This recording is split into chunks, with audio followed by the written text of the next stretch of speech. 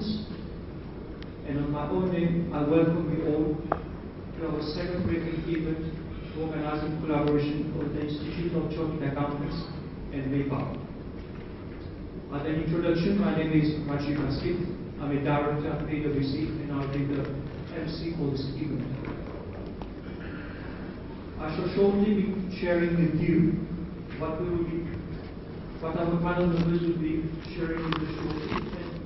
The agenda for this afternoon, ladies and gentlemen, is shown on the screen. We are meeting here today to discuss global IT trends.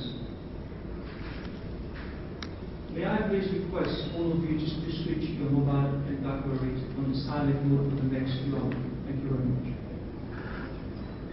I will now welcome shortly the President of the Society, Mr. Pana Jacob, who will share the welcoming speech. For those who haven't known to know Pana is a fellow of the Society of Chartered Accountants and is a senior partner of Lancaster's based in August. He's a very active and prominent member of the accountancy profession. He is the president of the Society of Chartered Accountants and he sits on the MEPA board. He is also the chairman of the FRC Audit Practice Review Panel. He is also the current contact member for ICW in Mauritius. So ladies and gentlemen, let's kickstart the event. I now welcome to the floor President of the Society of Chartered Accountants, Mr. Joe. Thank you very much.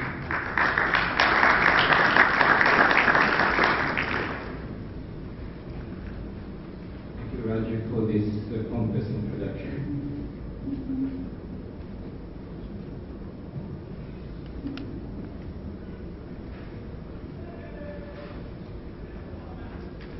My friend Jonathan Warren, Ms. Kirsten Gillen, respectively the Senior Business Development Manager and IT specialist from the ICAW, Institute of Chartered Accountants in England and Wales.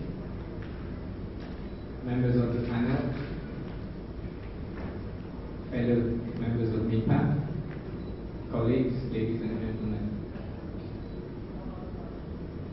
I think looking outside, I think Jonathan and Kirsten reminds us of the British weather. I think they should come more often when we hadn't had any rain for about 4 months, Jonathan. So I think it's worthwhile you plan more time to be spent in Mauritius. In a more serious note, as President of the Society of Chartered Accountants,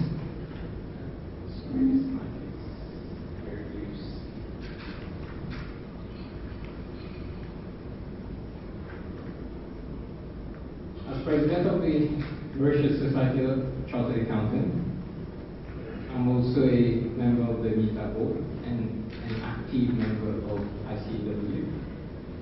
It is an immense honor and a great privilege for me tonight to welcome you to this event.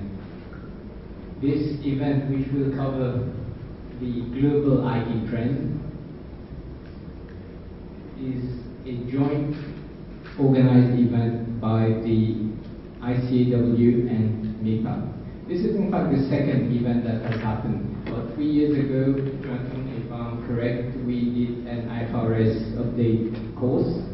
That was about 3 years ago, and there's still that proximity with ICAW and MEPA, which is taking place and which I hope will be cemented with these continuous events. The Council of the Society of Chartered Accountants endeavors to promote the accounting profession such that we professional accountants act as a single powerful voice to engage with and drive forward the profession and economic growth in Mauritius. We ensure accountants remain recognized globally as big business leaders. We identify opportunities to further develop the profession in Mauritius. The world is constantly evolving, so we must do the same, otherwise we can't also pleased to see that there's an increased involvement of the ICAW with students in Mauritius. Students now can take their exams in Mauritius. There are about 200 students now in Mauritius, which are employed by about 20 employees. I don't know whether there are any students tonight, but I think last night there was an event where students were involved.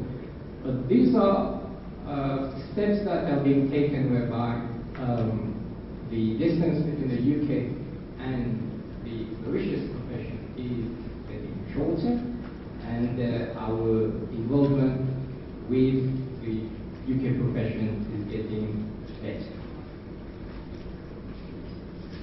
It is a pleasure to bring members together to enhance our knowledge and development, as well as to do some networking, which will be the case tonight. As the ICAW has now stronger ties in Mauritius, the Society of Chartered Accountants has seized this opportunity to cement the ICAW's involvement with Mauritius accountants. I say Mauritius accountants, it's not only the Institute of Chartered Accountants members, it's MIPA members. In fact, this is why the Institute of Chartered Accountants is getting involved with the Mauritius accountants.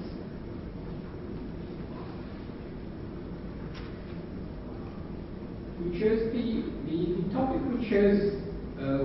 We tried to move away from the boring IFRS, ISA, typical items which normally we cover. We tried to do something which is more exotic, exotic island, but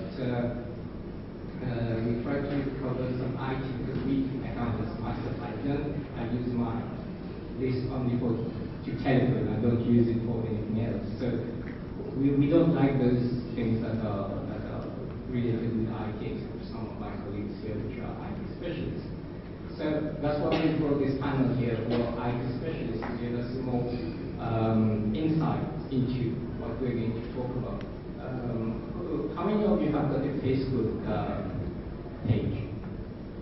Just by raise of hand, just by, because I don't. So there are quite a few that are underestimated me, sorry. Excellent. So effectively, we're bombarded every day with all the jargons, IT jargons, which are spam apps. Now we say Google it through the on the net. That's become common language now. Google it. It's amazing. Cloud phishing. How do you write phishing? I told my daughter how to write phishing the other day, and she said I was wrong, and I wrote PHI, and she said I was wrong. So just tell me how involved IT is becoming to our day-to-day life. So all this, our panel here will bring more light to this, and in particular to shed light on this. This evening we'll be joined by our key speaker from the ICAW in London, Ms. Kirsten Gillen, who is an IT specialist and responsible for ICAW's thought leadership in this area. So you'll have to explain that one, Kirsten.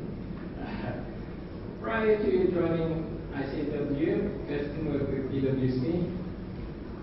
She was in the IT consultancy practice, and previously she was with IBM.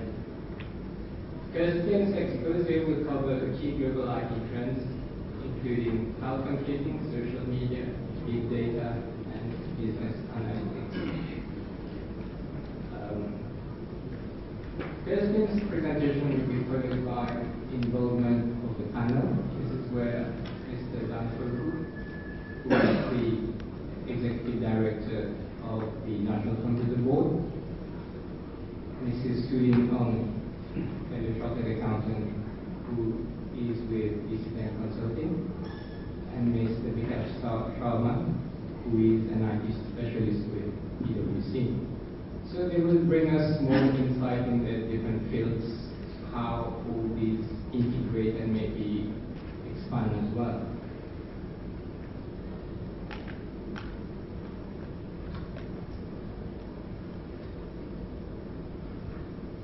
Following this, following their intervention, we'll have some questions and answers. So you will be able to share and ask questions if you can. And after that, following the session, we'll have a buffet dinner, which we expected to have that outside, but because of those two guys here, we'll have it inside. It's really outside. But there will be a nice buffet dinner. We'll be welcoming you, and it will be very nice to have you there with us. On a separate matter, I was very, very deeply saddened this week to hear the demise of our colleague Omar Rawat. Many of us knew him. We all remember Omar. I'm sure Omar would have been present to this event, and with his colorful interventions normally, I'm sure remember him through those.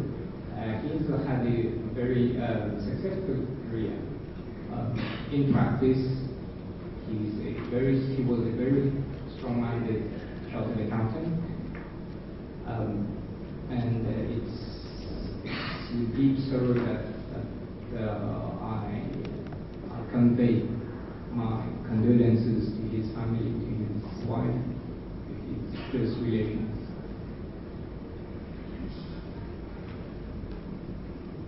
I would like to thank now my council members, without whom this wouldn't have been possible. I delegated, I think, most of the things.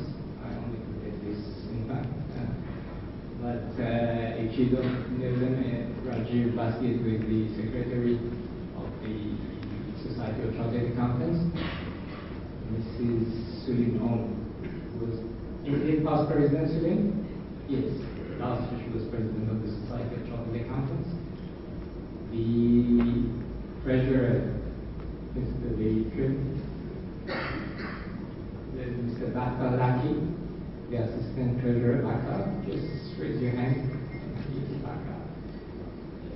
I should have started by Jilwan Bokna, who is my vice president. Whom did I miss? There's Mr. Nitish Narsinglu, member of the council, and then Mrs. Laura Young, who is the assistant treasurer. Laura? Did I miss anyone? Patrick, a member and past president of the Society of Chartered Accountants. Great people to work with. And somebody whispered to me, is Donald Lifo, who just joined the council. So, great people to work with us who this event wouldn't have been possible, and today's organization wouldn't have been possible without the help of the British Institute of Professional Accounting staff. I thank them for making them available to us. So let's proceed then. So I'll invite Kirsten Gillen to give us her expose and to provide us with more insight on how to face those technological advancements for accounting. Thank you very much.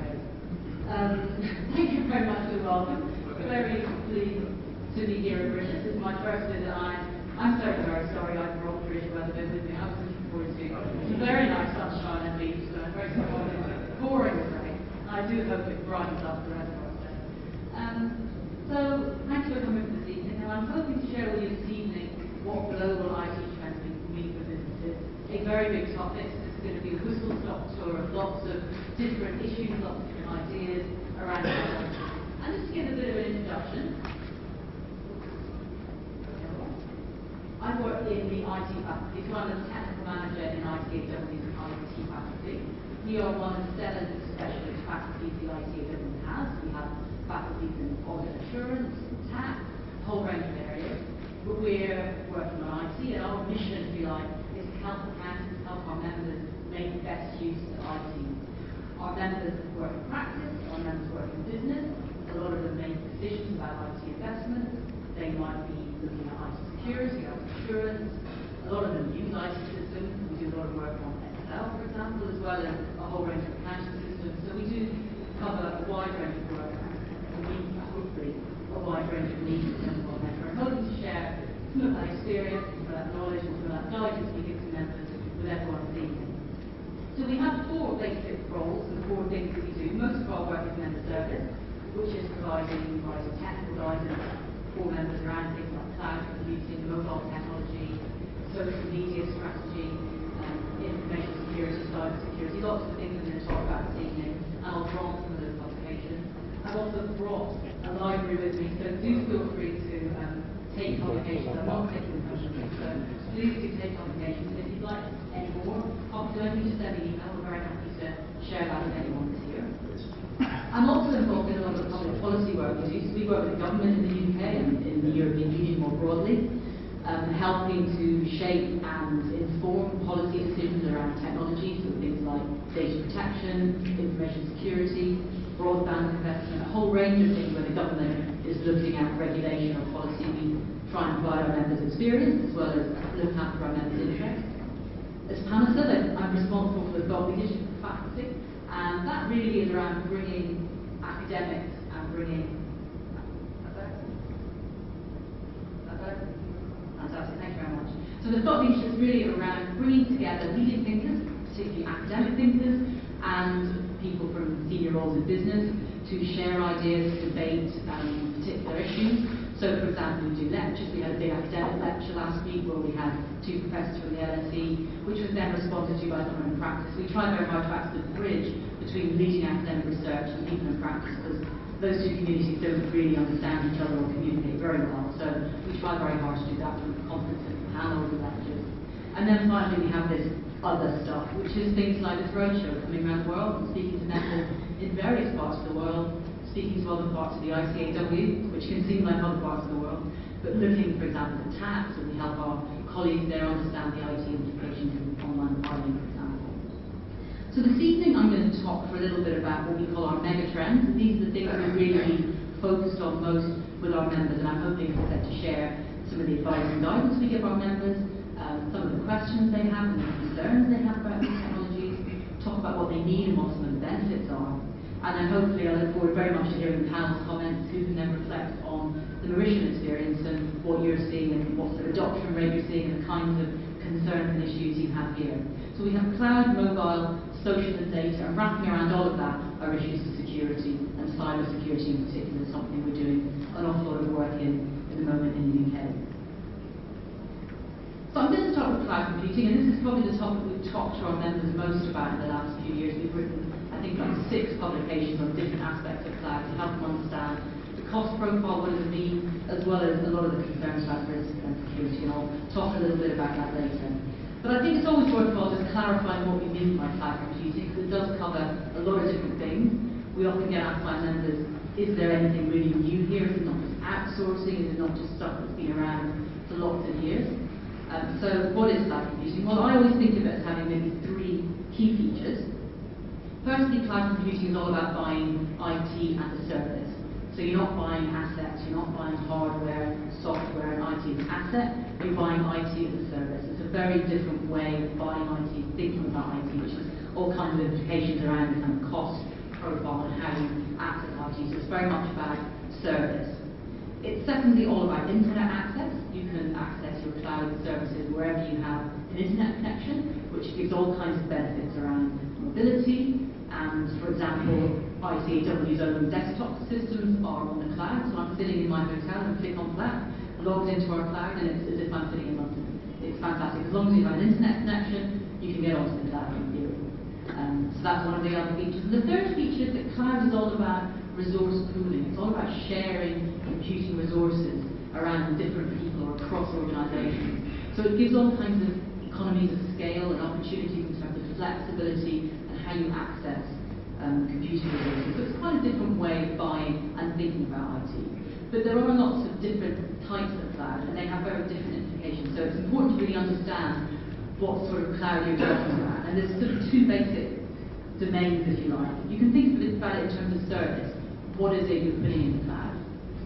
On the one hand, you can talk about infrastructure. Infrastructure as a service, which is your data centers, basically what's in the cloud. So the application is still yours, still what you've done before, but your servers, your storage, all that kind of stuff is what sits in the cloud.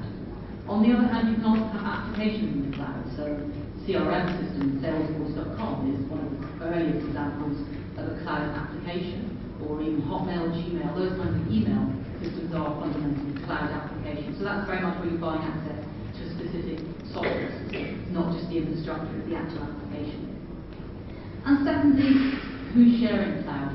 There are again two different models of cloud. On the one hand, you have private cloud, and the private cloud is where the cloud is based simply within one organisation. So governments, for example, are developing private clouds. Large organisations often have private clouds, and that gives them a lot of the benefits of economies of scale because they're big enough to get those, while actually keeping a lot of the risks fairly small.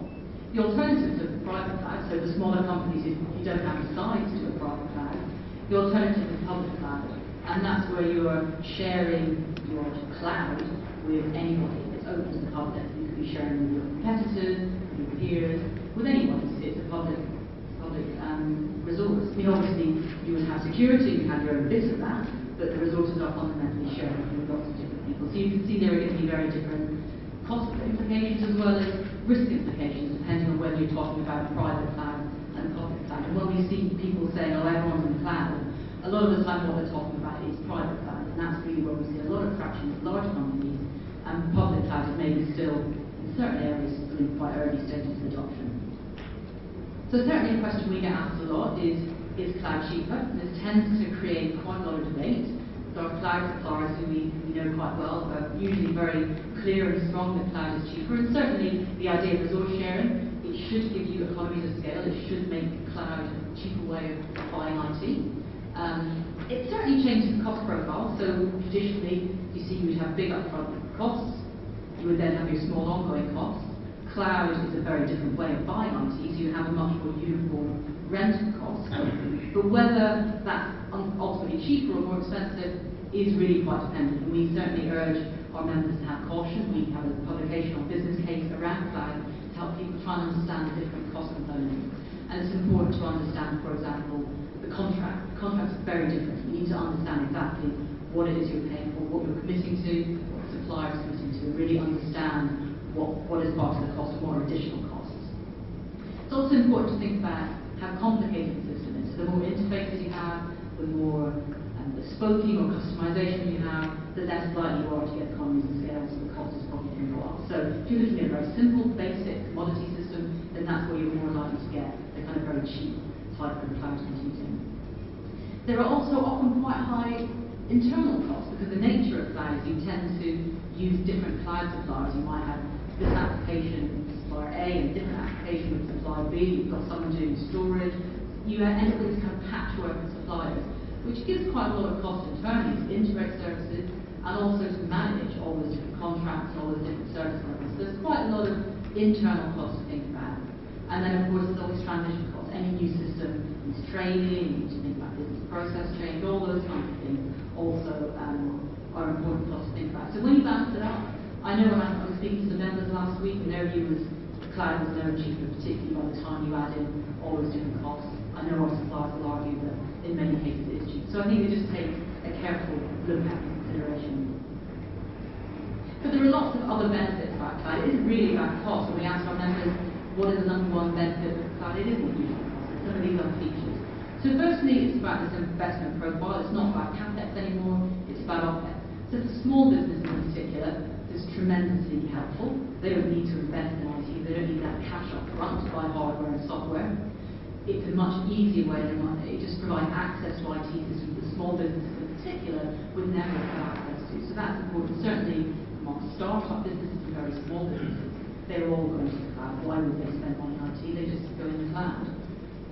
Scalability is often the number one benefit actually cited by our members, because it just gives you an ability to scale up what you need. Because you're using what you need and you pay for what you use, you're not having to have huge amounts of resources sitting there waiting for what you need. It just gives you the ability to have peaks of demand and troughs of demand. It just gives you this kind of scalability, the ability to grow quickly. Again, you don't have to add new servers, it's not this ongoing investment. It just gives you very easy ability to scale up and down and flexibility. Speed, you're not implementing a system, you're buying access to a service, so you don't have these large, risky IT projects. And the internet access gives lots of benefits around mobility and collaboration. So cloud and mobile are very closely linked together. What's driving mobile and what's helping mobile is all these applications in the cloud, but what's driving cloud is the fact that people are mobile and they're wanting to do things on the move. So those two ideas are very closely linked together. And the idea of data sharing, if your data's up in the cloud somewhere and anyone can access it on the internet, gives all kinds of opportunities for collaboration. So when we talk to our accounting software cloud suppliers back in the UK, they often use that as a big benefit. They talk about the fact that clients can do a lot more self-service. They can access their own accounting data and their own accounting systems much more easily. So that frees up the accountants to do much more value-added work and enables the clients to do a lot more themselves. It enables this kind of collaboration. And we do see new types of accounting firms growing around cloud models where they can have clients anywhere in the country and the client does a lot more self-service, and it's a different type of service model. And then finally, it frees up space. If you don't have servers in your office, then you might have more space. It might use less electricity. But it's also fair to say with all these benefits, it's all fantastic. We're very supportive of the cloud, but when you ask people who's actually using it and how many people are in the cloud, the numbers are usually in practice quite low. We did a survey a couple of years ago of our members working in practice, a very rigorous telephone survey of 700 people, and we only found 3% were actually using accounting systems in the cloud.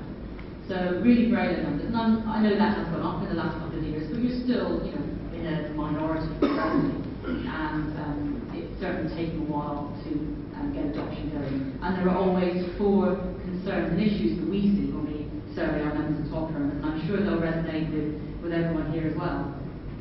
The first one is security and also compliance.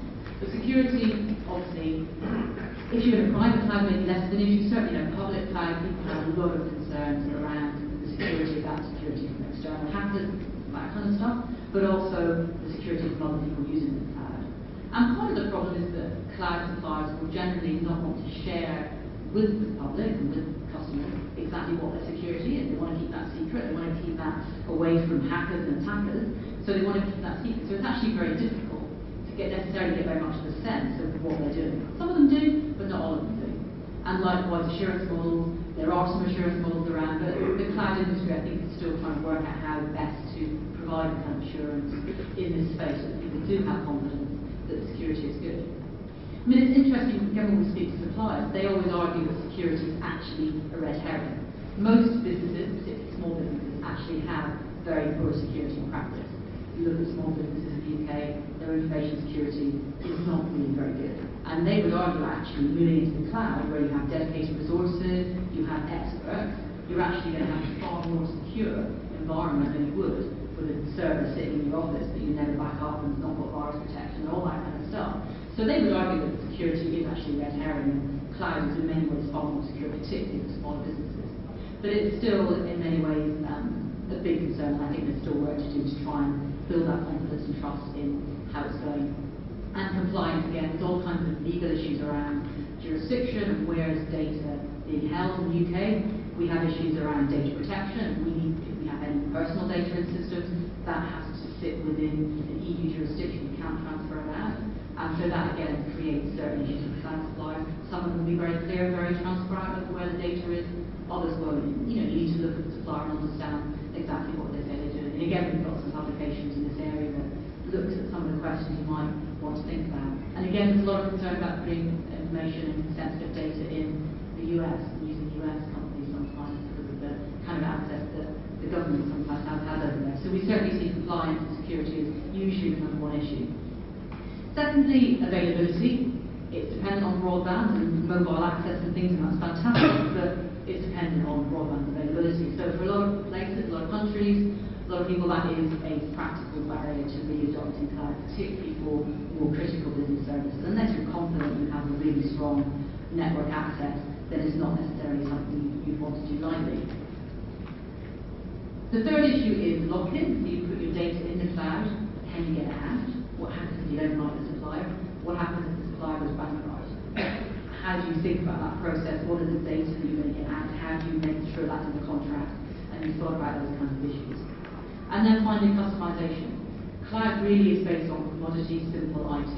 So if you have complex business needs and customization, then it's going to be difficult in practice to use the cloud model. So it may be that system would be better as an in-house system rather than doing it in the cloud.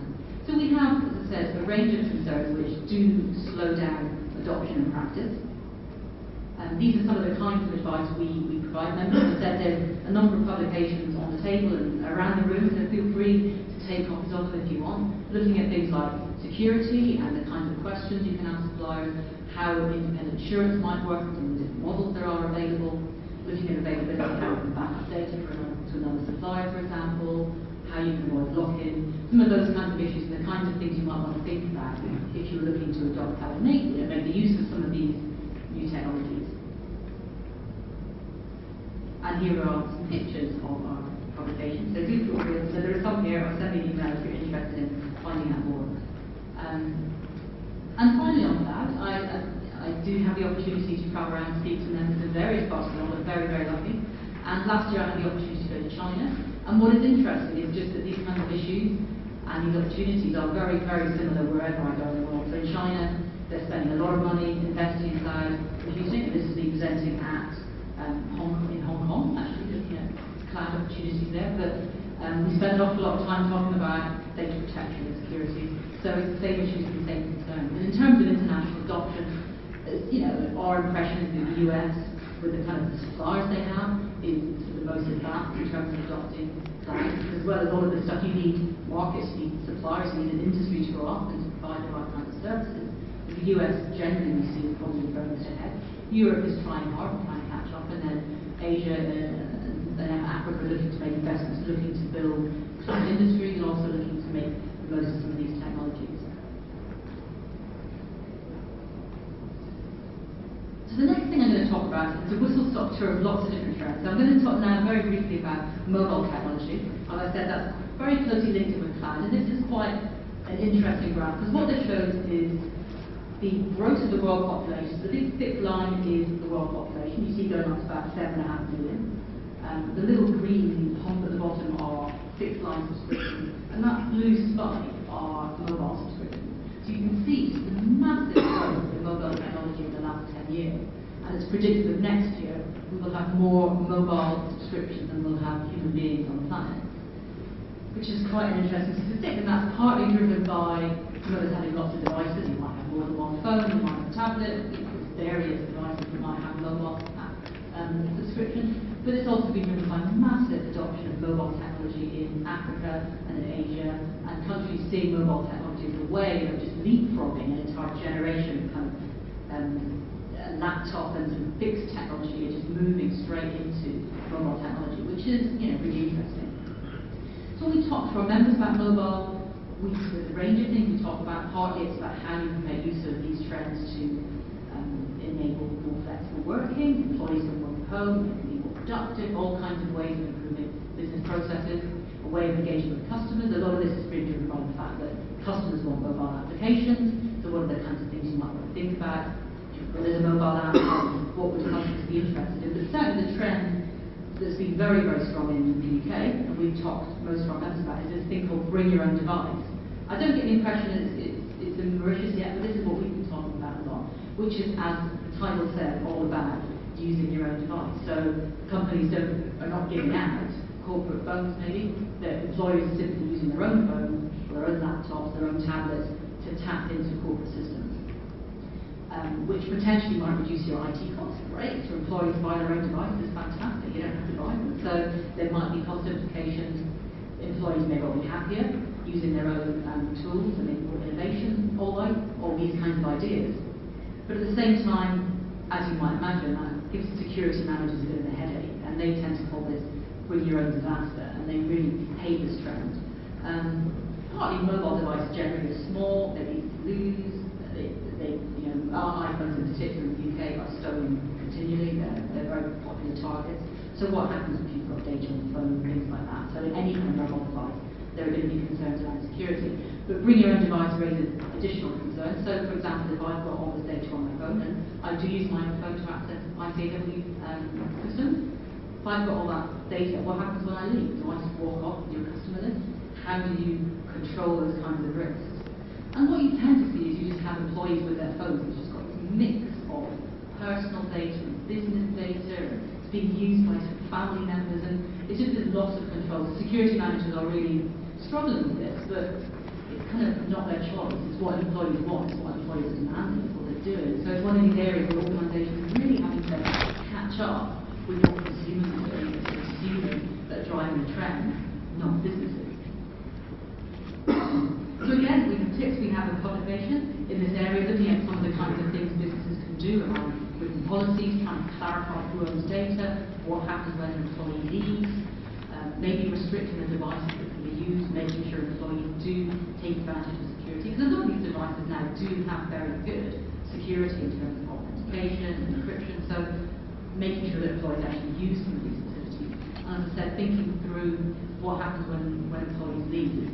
It's tempting just to want to erase all the data, but you can't erase the personal data as well. It's quite difficult to think through exactly what happens. But as I said, in the publication, it's very interesting looking at how that works. And then this is another one of my travels where I had a very interesting local panel. I'm hoping this one lives up to the standards we have in Kenya, where we talked about the power of mobile technology and how it was really transforming what they were doing. They were talking about things like M-Pesa, which was transforming mobile banking, and instead of people having to go back to the villages and give their cash at the weekend, they would just do it on as a text message.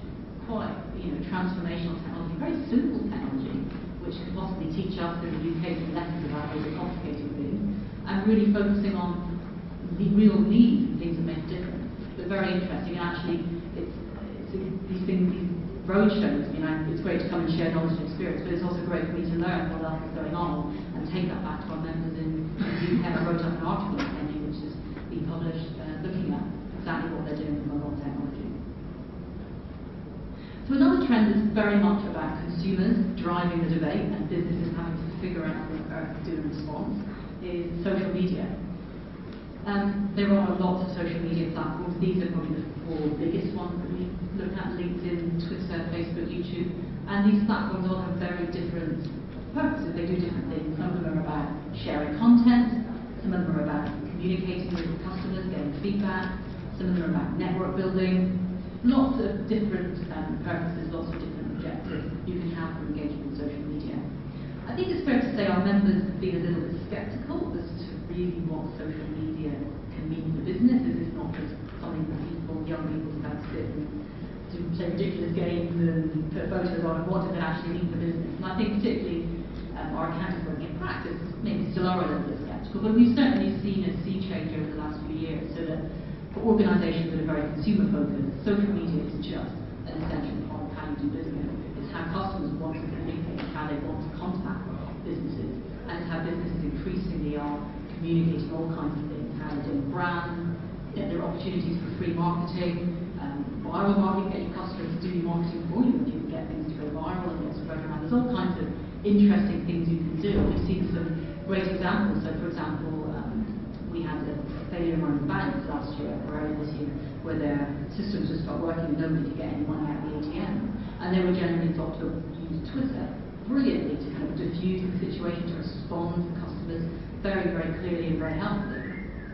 But it can also go horribly wrong because you don't have control over what's happening. You are at the mercy of what your customers think about you. So we had an example last week of British Gas, one of our big utility companies, who put up their prices hugely. This is a massive debate at the moment in the UK, and they thought they were being good and set up their Twitter conversation, and they just got bombarded with very, very negative customer feedback. It was generally felt to be a bit of a PR and social media disaster. So there are good opportunities to do things, but there are risks, and it's certainly in clarity. There can be a lot of time wasted. All of these things do take quite a lot of time to think through what you're doing, what you're trying to achieve, and so you do need to be clear. But if you can get it right, it's fantastically powerful. It's fair to say ICAW as an organisation are trying to embrace social media. We have a small team dedicated to social media, dedicated to tweeting, doing things on LinkedIn and Facebook. And this is our IT faculty community site. It's available to anybody. You don't even have to be an institute member. It's really available to everyone. And it's an opportunity in a space where I can go and just blog and share information, and we tweet it out. And it's just a great way for us to get some of our content out. It's immediate. I can sit tomorrow in my hotel and do a blog about tonight, and it's something that we can just get immediately directly out to members and people who are interested. So from our point of view, there are lots of really good advantages, but as I said, it does take time, it does take effort, and it takes a bit of persistence and focus in terms of what you're trying to achieve. So my fourth topic is whistle-stop tour of global trends with data. And there's going to be two things I'm going to talk about. Firstly, big data, and this is a bit of a hype word we hear a lot.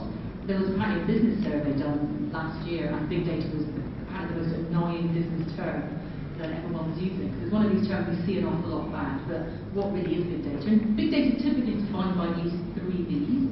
So firstly, big data is about being big, it is about volume. The kind of data that traditional database systems can't handle, it is just about sheer volume. And I think it's said that in the last 2 years we've created more data than in the entire history of humanity put together. I mean, the amount of data that we are now generating through mobile phones, social media, chips in various things, videos. I mean, it's just enormous amounts of data. So big data is partly about it being just really big, enormous.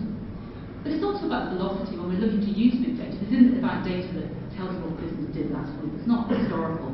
It's about speed. It's about real time. It's about trying to come up with what they call actionable insights. So you find out a customer is in a particular location or likes a particular thing, and enables you immediately to respond in a particular way, try and sell them something, to advertise, to direct them to a particular help, for example.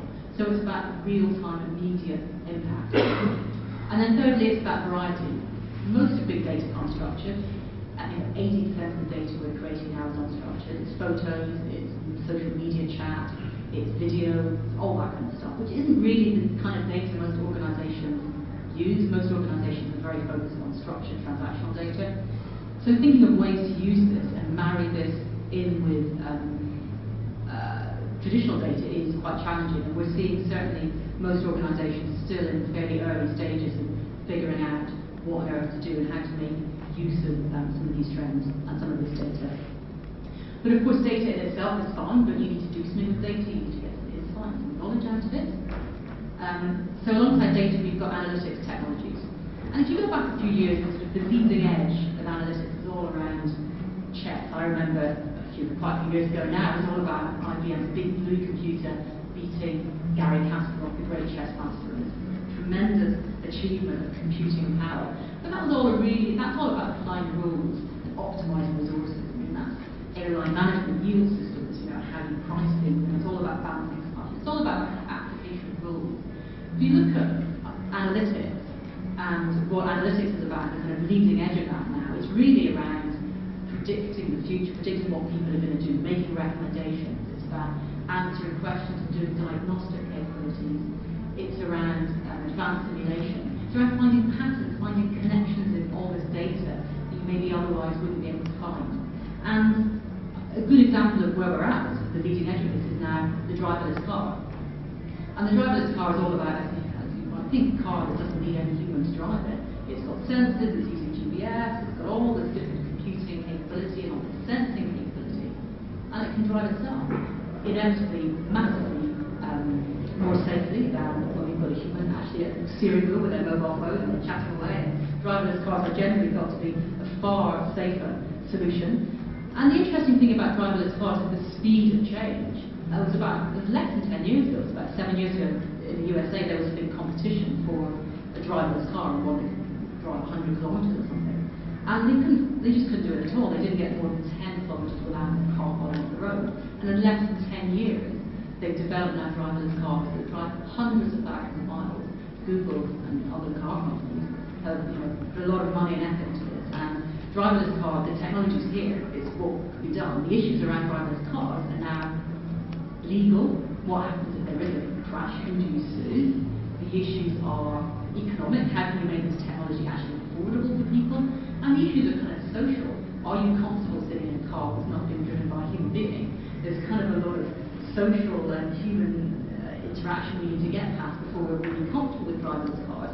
But the barriers aren't technical. The technology's there, and the technology is moving very, very quickly, which I think is interesting and possibly a little scary if you think something like driving, which you would think is all about human intuition and sensing. If you think you can automate that, then how much of business process, how much of what accountants do, how much of that can be automated? Certainly in the legal profession, we're seeing huge amounts of things, discovery work and things going into automation. So there's all kinds of implications for us to think around about how some of this technology might go. So as an example of our thought leadership work, we had a panel at an academic conference last year. We brought together some people from MIT and various other business schools, as well as from Deloitte and IBM, and we looked at some of this technology and really tried to get to the heart of how radical this was. Was this really going to change business? Was it just more of the same? Was it all just hype? And these are the conclusions of the panel. So firstly, what they thought was really radical was this kind of location of real-time data, what they call human nanodata, which is the data about exactly where I am at any particular time, what I'm clicking on, what I'm doing. It's really granular data around who we are and where we are and what we do. And that was felt by really interesting opportunities for product and service and personalisation, and really understanding value and increasing the kind of value that businesses can give to human beings, because they can get so much better understanding of what they want and what they like. The opportunities certainly vary a lot by industry, and it was felt that generalisations and saying big data was going to, analytics was going to change the world was generally very unhelpful, because in certain industries it's not going to do that. In banking's always been about data. This is not going to radically change the nature of banking.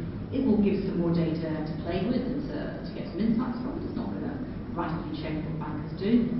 For the guys like Google, they're at the leading edge of this anyway, so it may well be radical, but they're kind of in a different league in terms of what they're doing.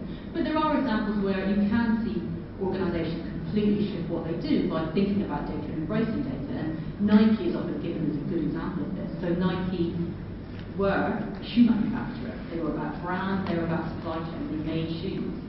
Then they decided to put a chip in their shoe. And suddenly their shoe, what they're doing while wearing the shoe, is generating all this data, and it's entirely changing what Nike do. Now they're an entertainment platform. They have all this data, they're providing games, they're providing information back. So it's a completely different business. It's a very radical shift. So there are some examples of that, and maybe there'll be more as we go on. The general view was also that business capabilities are, by and large, pretty low. Most businesses are struggling as it is to cope with the data they have. They have massive amounts of data. Trying to actually make use of some of this more advanced data and technology is just not where they're at. Business culture needs to change. There's an interesting discussion that businesses need to switch from what's called the HIPPO culture, which is the highest paid person opinion culture. So that's where important people come to a view, and that's what the view is, and that's what businesses do. Maybe it's right, maybe it's wrong, but that's the kind of view about how businesses run. To one which is driven by data, well, this is what data says, so this is what we're going to do. So that's actually quite a big cultural shift, and most organisations are still quite a long way from actually being genuinely data-driven. And then finally, skills. There's issues around technical skills, around statistical analysis, and really getting to the heart and understanding that. But you also need the business skills. You've got to get insight from all this stuff. So you've got to understand the business context. So how you bring all those things together and have all those skills at the same time is really quite challenging and quite a lot of concern. And in order to make some of this technology available to small businesses and get it outside of the Googles and into other companies, we need to think about how to deal with some of these challenges. But as I said, most of our members are still very much at this stage and looking at things like business performance management. We've got our colleagues and our friends in the finance and management faculty have got a new community which is looking at business performance management, looking at KPI and how businesses get more out of this, looking at frameworks like this. Most businesses kind of get stuck at collecting data. They have a lot of data, but they tend not to do very much with it. So really understanding how to analyse it and present it and make decisions about it is an important stuff. Important aspect, and there's lots of tools that can help. I have to say, in our experience, most of our members still rely very heavily on Excel, but there's a lot of options, a lot of different things to look at. Again, we have some publications and I'm very happy to share more on that. And then I'm going to finish by talking a little bit about cyber and cybercrime. And this is something we've been looking at an awful lot in the UK. It's something that's in the media just about every day. There's some new examples of cyber attacks, astronomical figures of how much is being lost from the economy, from all this kind of stuff. And it's something we have been spending a lot of time on. And it's been driven by the fact that organisations genuinely are experiencing a lot of breaches. I think there's a PwC survey that happens every year in the UK, and I think the number was up to well over 90% of organisations would admit they've had their security breached. So I'm sure the others just didn't want to admit it or didn't know. It's been driven by the government having concerns about their critical infrastructure, cyber attacks, and wanting to make sure, given the fact that so much critical infrastructure is actually owned by the public, by private sector, it's not really government owned. So they want to make sure that there are sufficient standards and security in place. And also the fact that we're all making so much use of the internet. We have to trust the technology, and security has to be kind of at the centre of that. So another question we often get asked about is, what on earth is cybersecurity? Is it anything different to information security? It's a good question. I don't really know the answer, but this is kind of how we think about cybersecurity. And it is, to a large extent, traditional information security controls. It's all about confidentiality, integrity, availability. All of that stuff's still there. None of that's changed. But it's also fair to say that organisations historically maybe try to look at security as about putting defences up and walls up. It's about keeping bad things out and keeping all their good stuff in and sort of isolating themselves and thinking they can do that. And I think our view as we speak to businesses is that just isn't business reality now. So many organisations have data just everywhere. They've got outsourcers, they've got service providers, they've got mobile devices, they've got accountants with financial data, they've got lawyers with data, they've got subcontractors with data. There's just data everywhere. So kind of trying to isolate yourself and having yourself as a fortress that's secure is just not the real world. So cyber kind of looks at this broader environment. There are also more threats. Internal threats are strong, lots more external threats, and lots of different impacts, not just business disruption, but reputational damage. Certainly we have lots of concerns about loss of intellectual property and sensitive data. That's what's driving a lot of the government concern in terms of the long-term economic impacts of that. And then we are seeing greater government interest, greater government involvement. Certainly the EU has all kinds of new regulations they're proposing in this kind of space. So there is, I think, threats of all kinds of new regulatory environments as well as what we're seeing. So we've got a couple of basic messages we give to members. Firstly, get the basics right. It's often said that 80% of security breaches can be prevented by getting the basics right, but most organisations, virtually no organisations, are actually very good at getting the basics right. For small organisations, they often don't understand it, they don't have time, they don't have knowledge. For larger organisations, their IT environment is typically like spaghetti. They've got so many different systems and stuff added on together, trying to actually just get up-to-date antivirus, get all the kind of basic stuff right, it's actually quite difficult in practice. So even big businesses you would think would have got this cracked, still are struggling to get the basics right. But that's where organisations have to start. Don't get distracted by all this other stuff, focus just by getting the basics right. And secondly, focus on your crown jewels. In this environment, you can't protect everything. It's just no point. You have to focus on that, to understand what's really critical to your organisation and focus your resources on that, and increasing that kind of mindset. So you have to live with a degree of attack, a degree of perfection. That's just going to be part of doing business. What you have to do is make sure you understand the critical data and you know where it is, who has access to it, and you have confidence it's really secure. But there's also a lot of government activity in this space. We're doing a lot of public policy work, sharing our experience. The accounting profession has a great experience and knowledge of this area. So we've had some roundtable discussions looking at boardroom debate, looking at what boards are looking at in this. We've got a publication in a couple of weeks which is being launched called Audit Insights, where we've brought together representatives from the big 6 audit firms to share their views, to give the auditor's view on cybersecurity. What do we think is happening? What do we think business is doing well or not doing so well? And as I said, we're supporting UK government strategy and doing a whole range of activities there to try and help members get better at this area. And then finally, this is one of our thought leadership publications I've brought with us, because security is fantastic, it's very, very important, but security also is only as good as the kind of the social norms around it. You've got to be clear as to what it is you're trying to protect and why you're trying to protect it. And so we try and link together privacy and intellectual property and try and think as well about in this digital environment, what do we want to share, what do we want to keep secret, what's really important, how do we actually build greater common understanding of these kinds of social norms around privacy and intellectual property. So we have a fairly chunky report if you're looking for something substantial to read, looking at philosophy and history and trying to look at different cultural approaches to these areas. And then finally, I'm going to close in a minute, I'm probably horribly overrunning, but just a few words on the idea of technology growth and building technology industries. I'm sure here at British you're looking to do that. We are looking to do that in the UK. We have something called Silicon Roundabout, which we're trying to model on Silicon Valley. When I went to Kenya, there was Silicon Savannah. So wherever we go in the world, there's a Silicon something. And I think all countries recognise the power of this technology and the importance of trying to have their own industry building up. And again, we've had roundtable discussions with people, lots of techie people in their hoodies, and we all got about 50 when we spoke to them, but looking at how you kind of build these hubs and what's important, and looking at things such as access to finance. How do you get that model right so there is access to finance and you have the right people with money who can fund promising businesses? How do you build the right skills?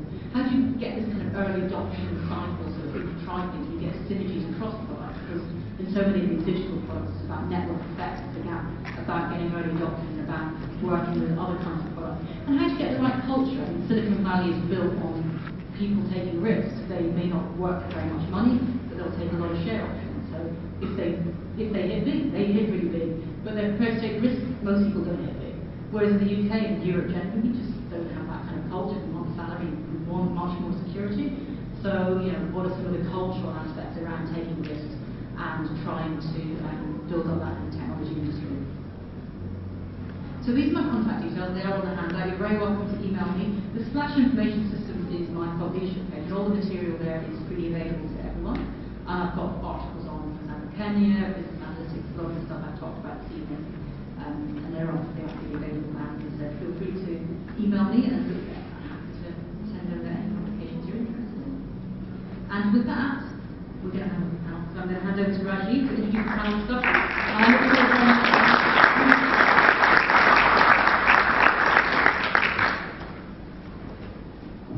So much, Kirsten, just to set the scene for this evening about cloud, the risk, the opportunities, and also sharing about the cybersecurity for us. It's been an excellent insight, and thank you so much.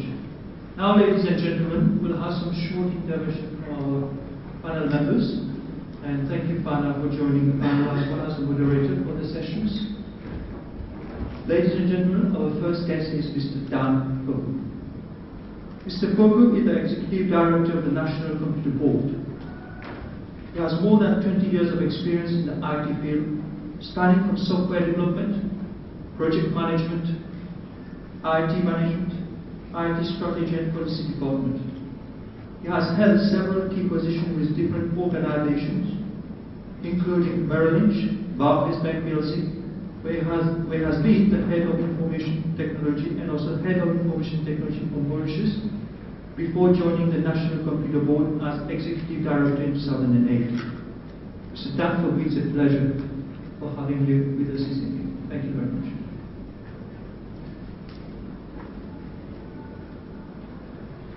Thank you.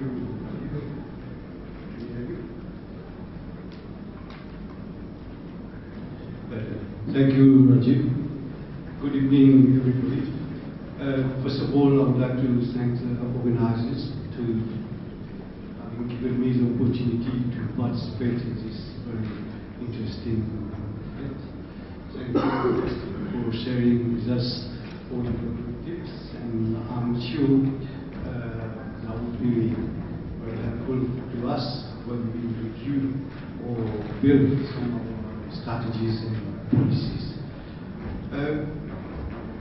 I was going to make a presentation, but then as I was a colleague panelist here, I'm not going to do so. I decided, okay, I have to comply.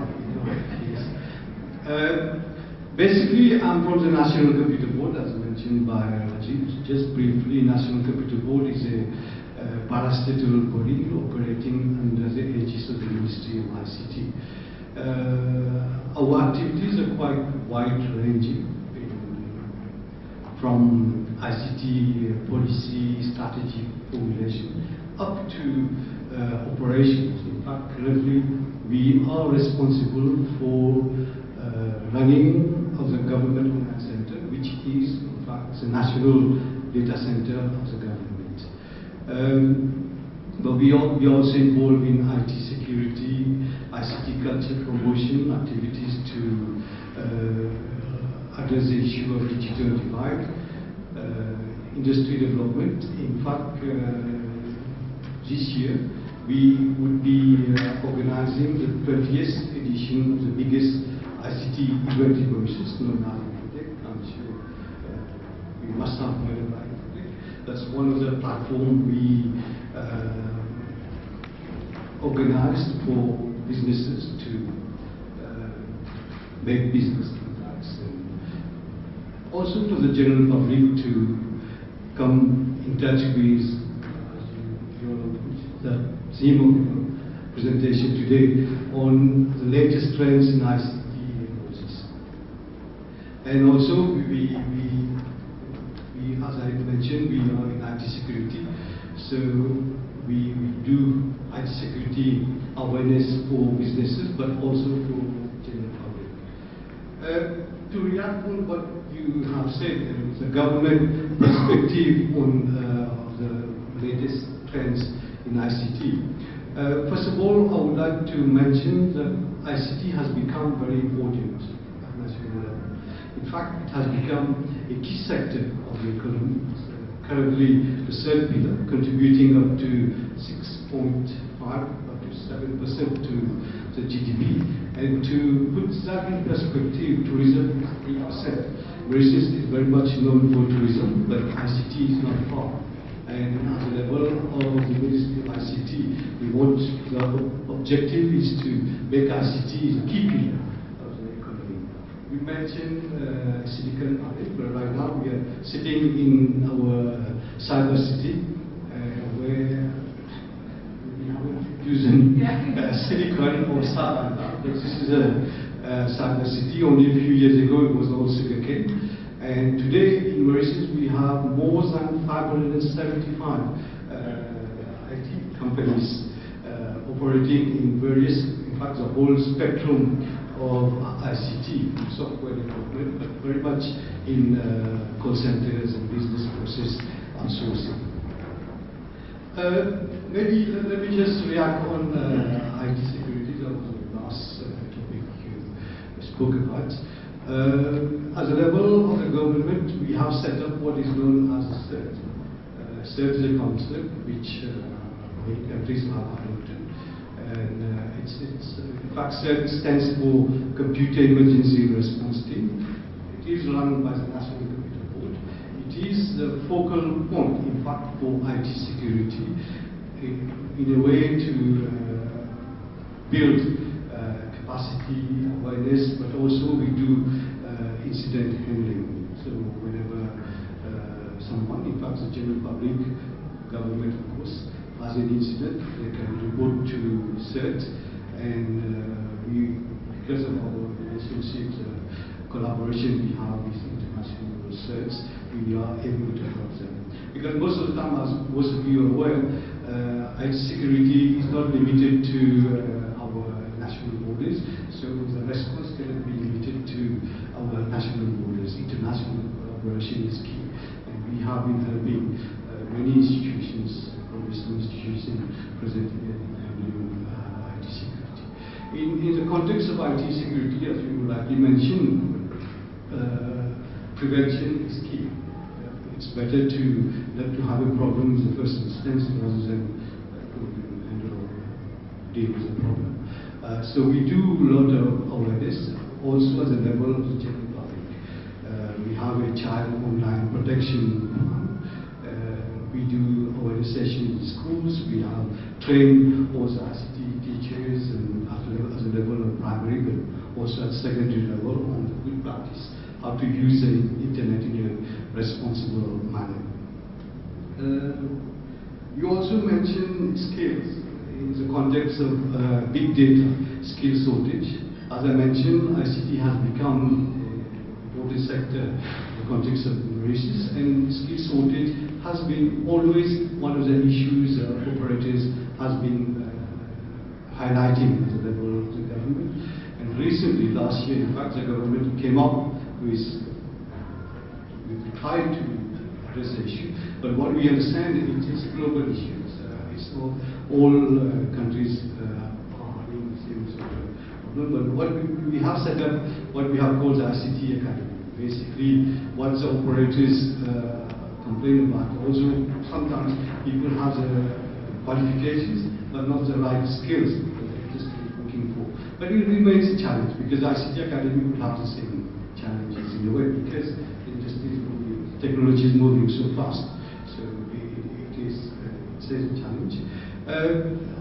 I gave you the figure in terms of the contribution of ICT sector, but you also mentioned very soon there will be more people on the planet than number of, so more mobile phone subscriptions than the number of people. But in versus we have already gone beyond that. Yeah, we are currently at something around 150%. Yeah. So this is also a huge potential for. It is very quickly becoming the device of choice for accessing services. And we have taken that into account, and as I mentioned, we run the government online center. This year, in fact, we have completely revamped our national portal, which is now in line with Web 2.0, Web 3.0 technologies, all the social network tools we just mentioned. We are also, in fact, launching in a few days' time the e-payment gateway, where it will be possible to pay for government services online with credit cards and all this. What else did I mention? Yeah, in terms of IT security, I think we mentioned CIP, critical infrastructures, which are most of the time held owned by private sector.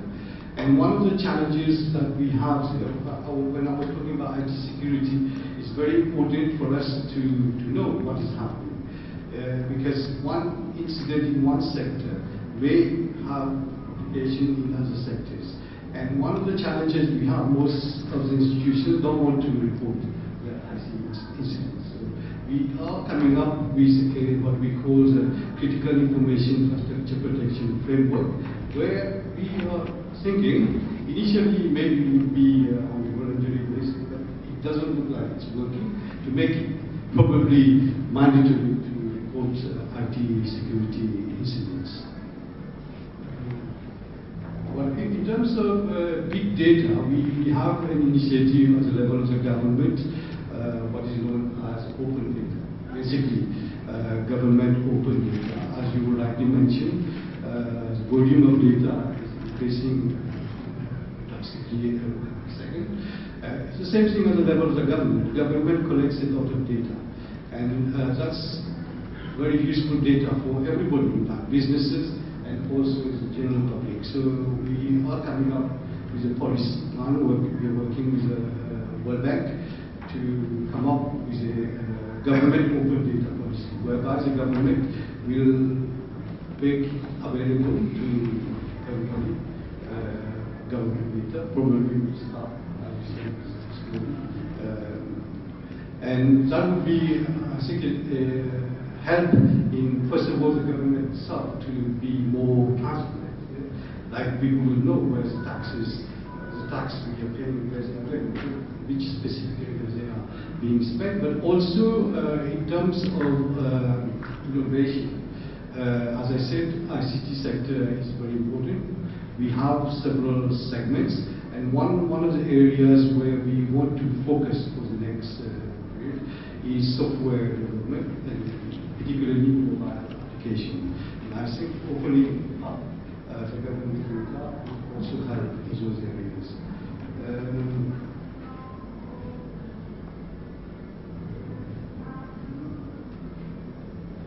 I think I'll stop here.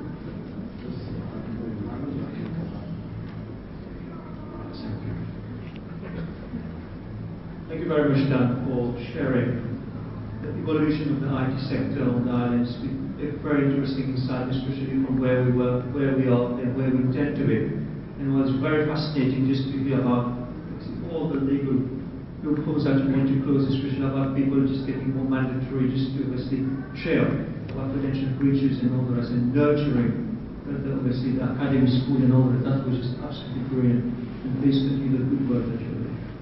Ladies and gentlemen, now I've got the great pleasure of introducing our next panel member, Ms. Suleiman. I think, as Farah just mentioned earlier, she was the past president of the society, and Suleiman is a fellow member of the Institute of Chartered Accountants in England and Wales, and spent nearly 10 years of a career with Coopers & Lybrand in London.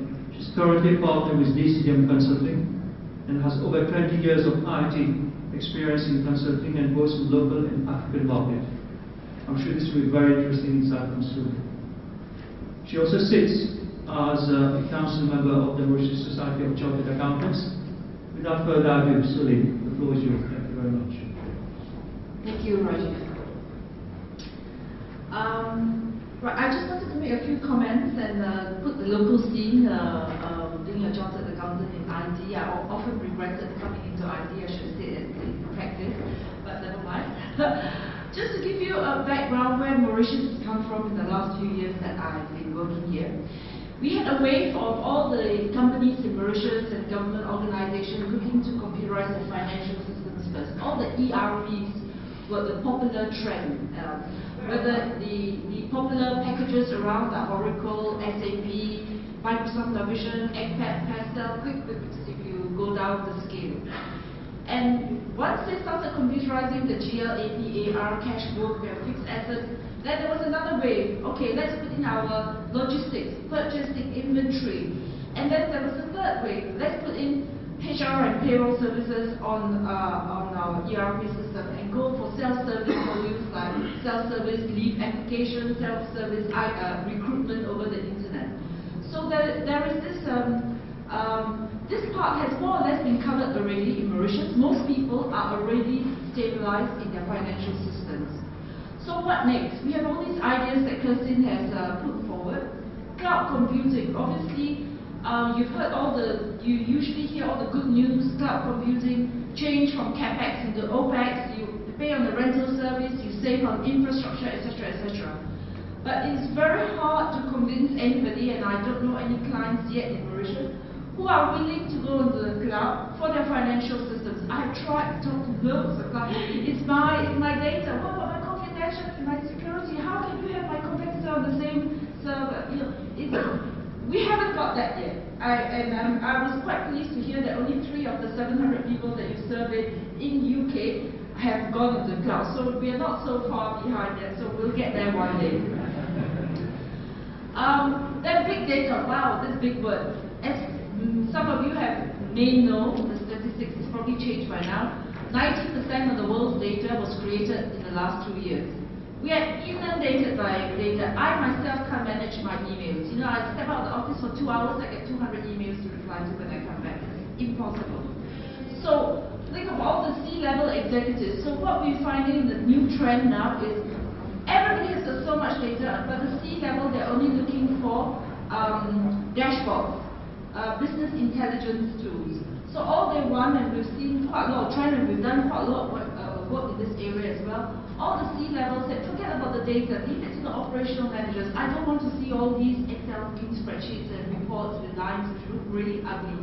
Give me, you know, a nice dashboard with a driving rate, green, orange alerts, so that then I can drill down which of my bank in which region has gone over the limits, etc., etc.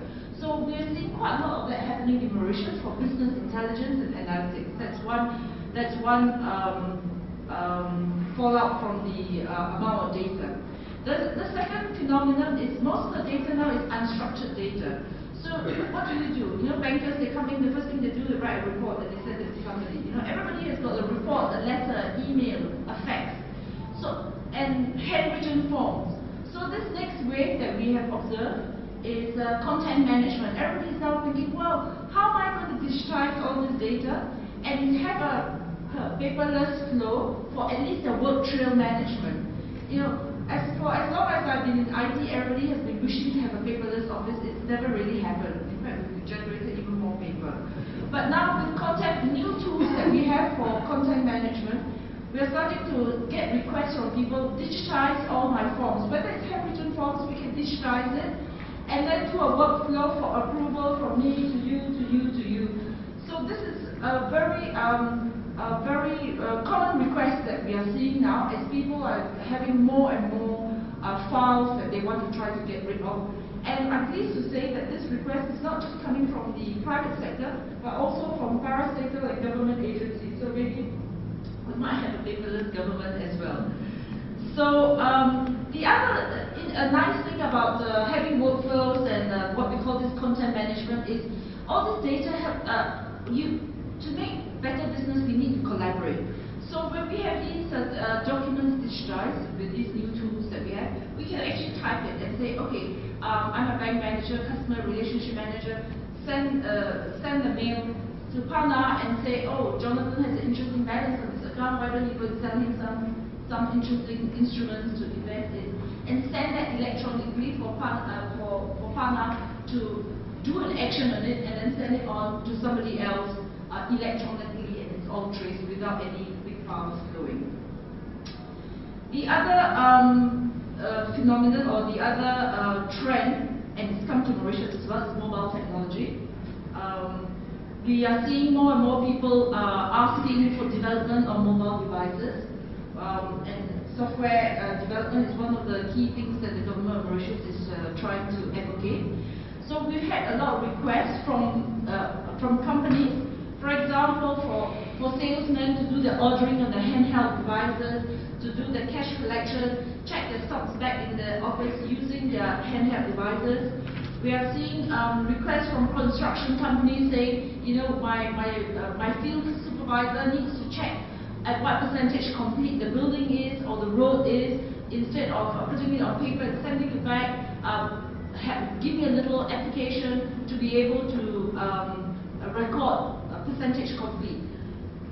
Then we have things like we've done for hospitals as well, for the European market, for doctors to have the cases on their mobile, even to have their radiology scan diagrams on mobile technology, so that the doctors can actually refer to it as they are on the go.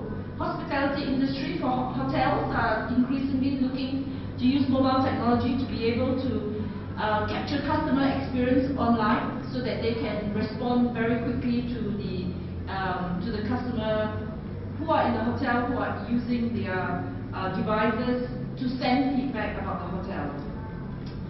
Banks in Africa, e-money, e-payment using mobile technology is very common. In Mauritius, it's not so common yet. I think MCB has Juice, and then government is coming out. But e-money is a very common phenomenon in Africa. And then social, mobile devices to use for social. If you go to many cinemas in Asia, when you book your ticket, you get your ticket confirmation in the 2D barcode on your mobile device, called the QR code. And when you get to your cinema, you just scan your ticket in. Or if you go to Europe and go to a museum, attached to each picture, you have a 2D device. You scan it in and you get the recording of the history of the painting.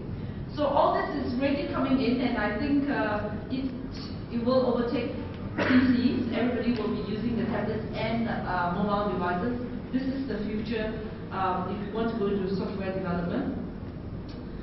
On social media, I think, I was quite amazed. There were so few people who put up their hand for Facebook, because I think we are maybe above a certain age in this room. But if you look at people under 30, look at your children. I mean, they're all using it. And I think businesses in Mauritius are not taking too much advantage of this yet to market their businesses using social media, Facebook, Twitter, LinkedIn, to be able to do free marketing for the business.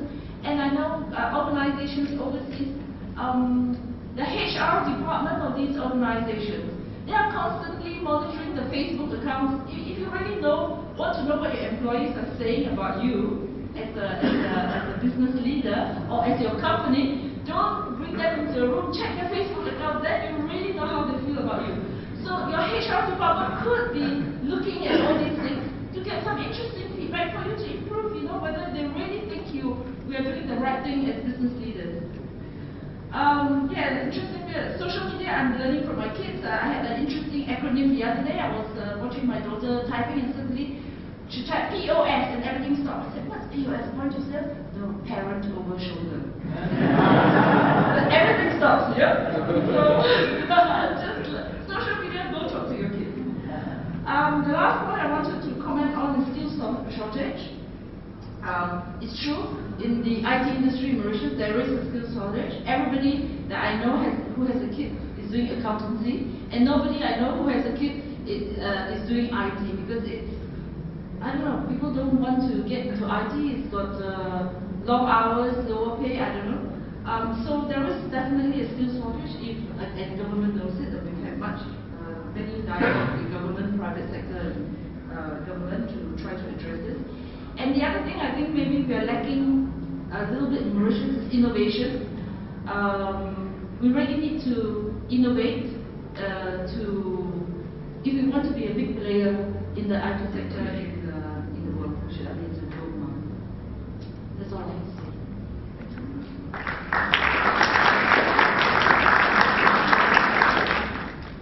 Thank you very much, Surya. It's indeed a very lively and fascinating sharing, which is done. What's even more fascinating just to hear a chartered accountant talking practical side of IT. That just shows how versatile and flexible our profession is. Thank you so much. Now I've got the great pleasure of introducing our, not last but least, speaker from the panel is Mr. Vikas Sharma. Vikas is leading the technology practice at PwC Mauritius. He has significant experience both locally and regionally in e-governance and ICT strategies, information security, data privacy, technology governance, and system management. More recently, Vikas has taken up a keen interest in areas such as cybersecurity, social media, green strategy, and cloud-based technologies in the workspace. Vikas, the floor is yours. Thank you. Thank you. Okay, thank you so much. I think I'm the last speaker, so I'm going to be very short and precise, but coming back to what I'm going to share with you, I just jot on a few points, apart from what I just get hold of the people out there. I'm going to just share you some of my real experience in terms of the two areas that I really lived in terms of the government transformation project, like G transformation services and other things in terms of the cyber security. And the cyber security which has been now been catchy words called cyber stress. So those are the things which are really coming up, and people just open their eyes to think, what is this really about? Now we are, like Sri just mentioned, about innovation is something which really have to be taken a serious note of it if we really want to do our business in a global environment. One of the areas that we are looking up into the generation Y, which is moving toward to bridge this gap of digital divide. Now when we talk about digital divides, emerging technologies, those are becoming very fast to what we can imagine. Now I'm going to just share in terms of like two of the areas in terms of the government side of it, and I deal with the government institutions, what I really face, the challenges and the opportunities out there. When I talk to the private institutions, what are the areas that they have in consideration in the mind. I think somewhere or other the vision is almost the same. How can we really make the best use of the information technology to leverage and move forward? How can we really make use in terms of those smart technology which are coming out, called as emerging technologies, to be affording in terms of showcase that we are very much effective in what we do. Now, one of the things which there was a survey which was being done by the PwC this year, which is called the Digital Strategy or Digital Survey, and I was part of this working with the South African firm together, and it was like checking in terms of the readiness of the countries toward the digital move. And just to share with you, there are a lot of things like I think the balance I've just shared in terms of the social medias, in terms of like big data, in terms of cloud. But I think there's more intelligence coming up in terms of pervasive computing. What is pervasive computing we are talking about here? The intelligence computing, where people today, we know we go to the Google and just browse the information and try to get something which comes on a click of a mouse. But the technology is becoming more smarter than you. Now I have to just search for an application from my mobile or an app's store. I'm looking and I just check this, your trend of what you normally navigate, and it filters and gives it back to you. So it's not like you are searching the apps, but the apps is searching back to you. So it's becoming pervasive computing. It's one of the trends.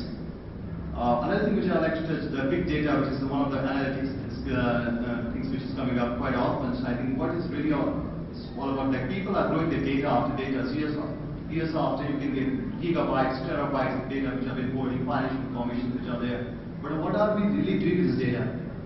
I think the simulation, the visualization of this data is becoming one of the key demand nowadays. And I think Sunil very well mentioned like dashboards, dashboards, that's where the key leaders take a key call in terms of what direction they have to move their business in.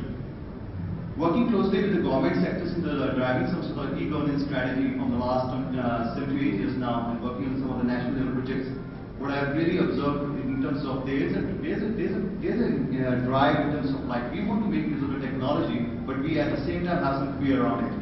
And I think there's one very interesting line which I just got, get your basic right, this slide that we mentioned.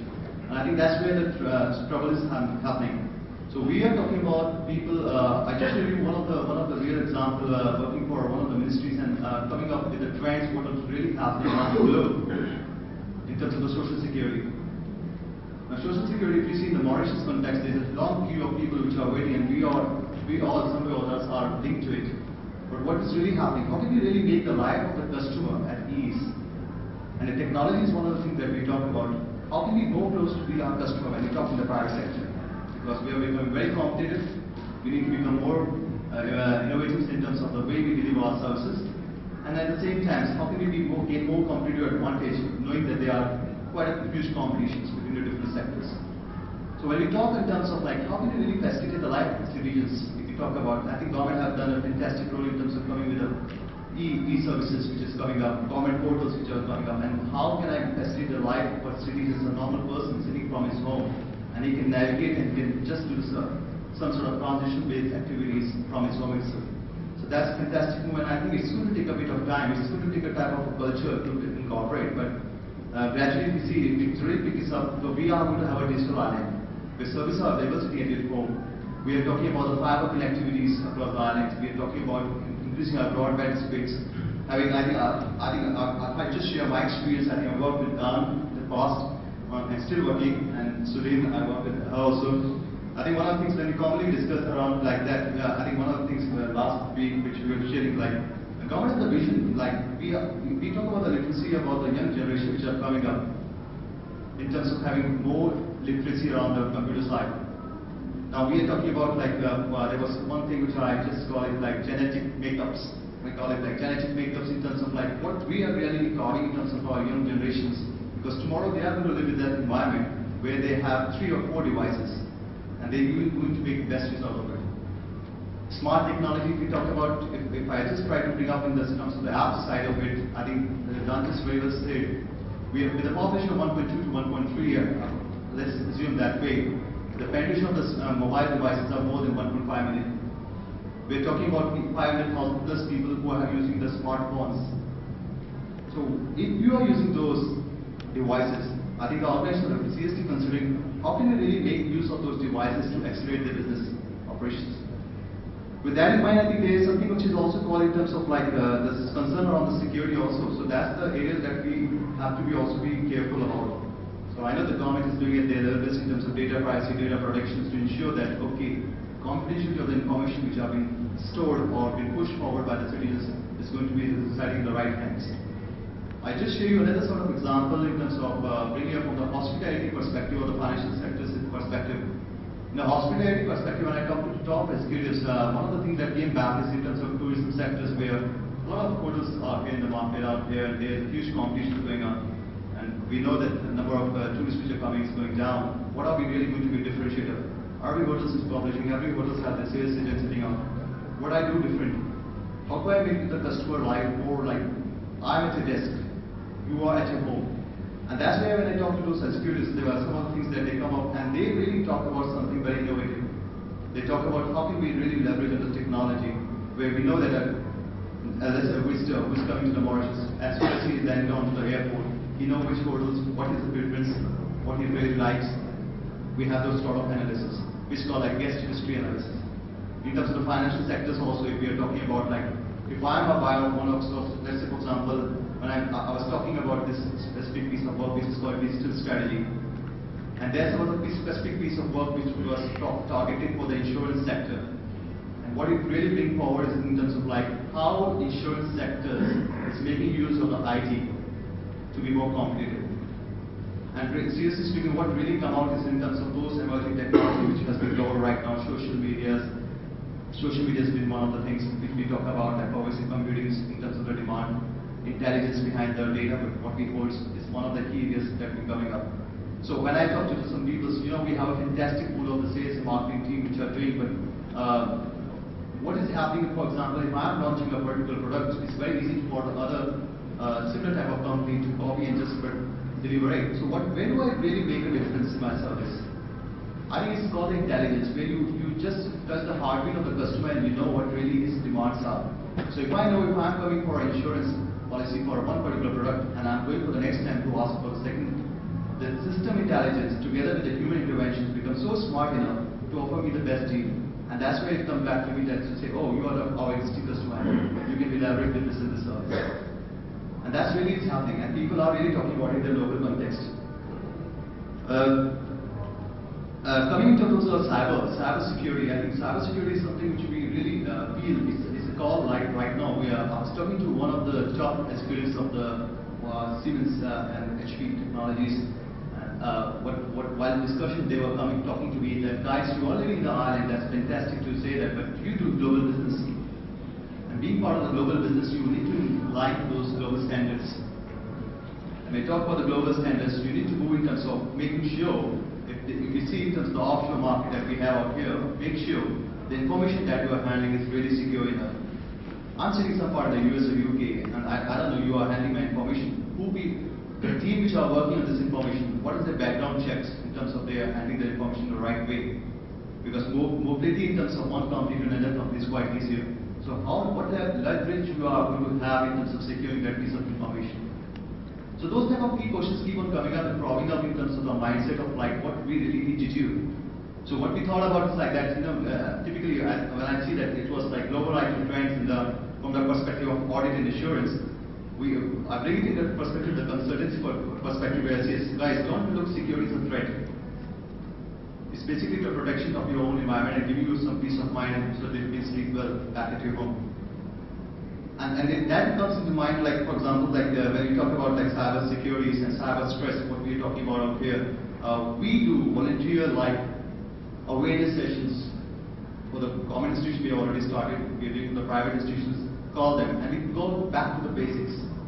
Basics of not talking about encryption or something about, I'm talking about high-tech technologies, but I'm talking about, guys, what you really need day-to-day life. And what, like, very well said, I think, as we just mentioned about, you have your smart devices and it's holding and you can really browse those applications to your corporate networks. But how far you are careful about what you are really getting with the information and what you are really going to take care of.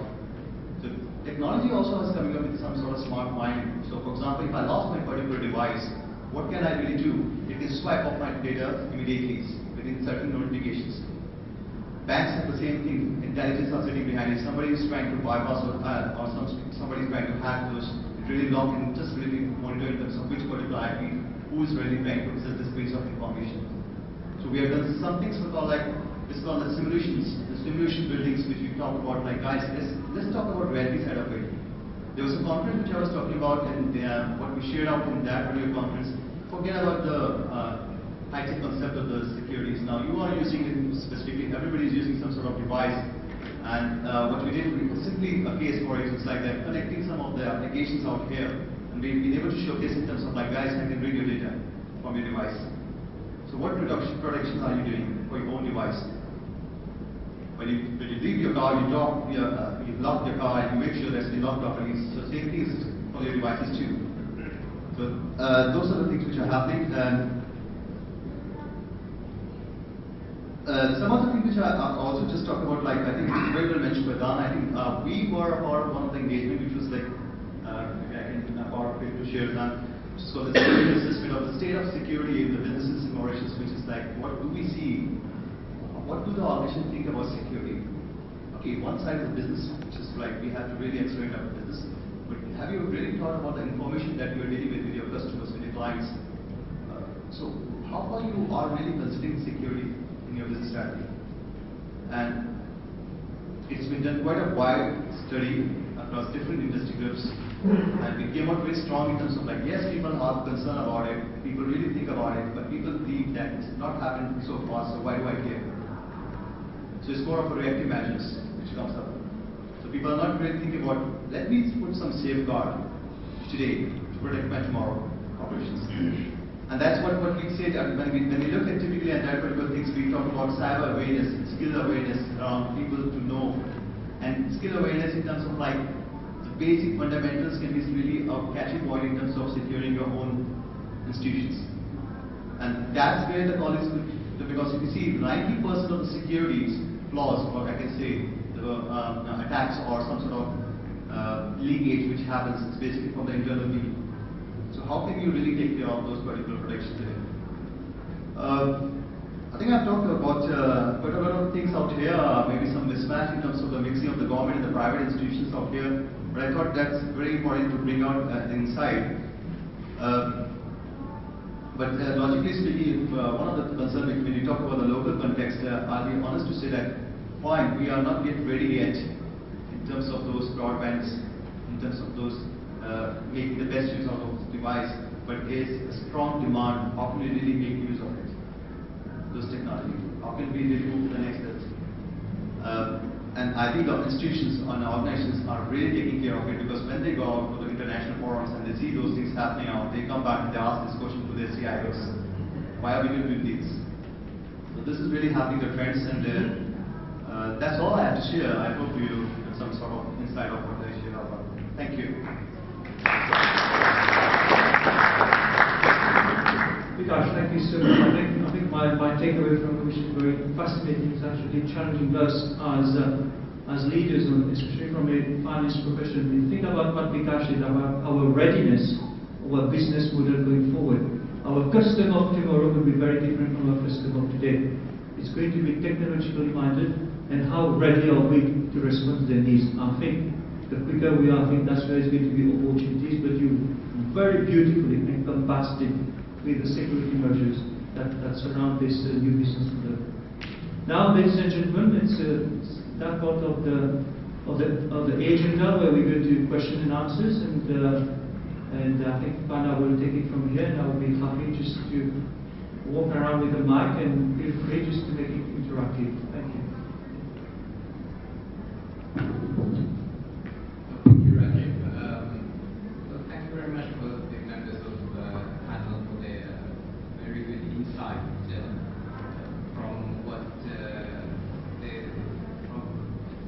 they've discussed specific topics which reflect on their area of specialization, on their industry.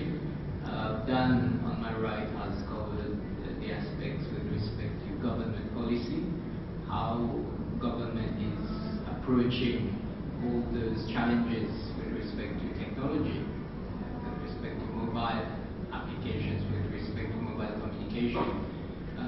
What are the policies that are being put in place by the government? Sulin has very much put the practical side of what we see in consulting generally, what businesses need with respect to technology, with respect to advancement in technology, with respect to resources. And Vikash has, in a nutshell, put us in perspective in terms of what should we be careful about, what we need to be very sensitive about in the technology sector. Now I'll ask for questions from the audience. If you have anything, maybe that even we haven't discussed here, ideas that came to your mind before coming to this session, and maybe we didn't cover, we would be very glad to. I'm sure we'll stick with but you know, it's an open session, so be open about it.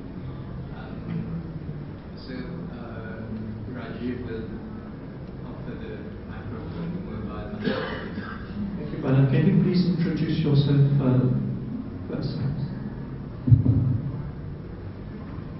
Yes, I'm Patrick Satuvera, I'm an accountant. Yes, I'll just take a brief case study just to how so that I think then the questions will be clear and we can get the answers. Assume that I'm a chartered accountant, sole practitioner. I have come to this presentation and I'm sure to go with a solution. Now, I'm very ready to go on cloud. I have been able to convince some 10 clients and they are willing to go on cloud.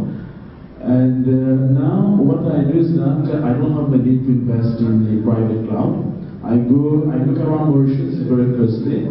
Then I'll say, okay, I'll look for something on the internet from the UK or the US. And I know that my friends also have been able to buy cloud services for the, not from an accountant's perspective, but for the IT work and so on.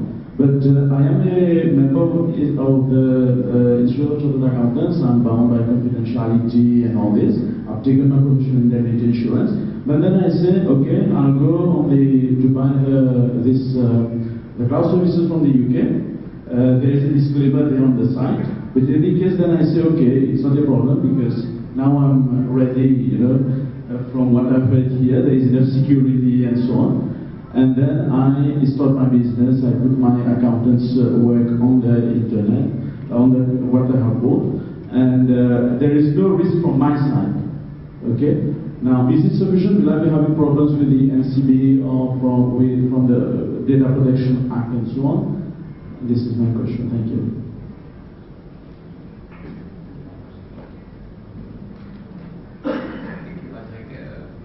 Did you want to ask that question to a panel member in particular, or? Yes,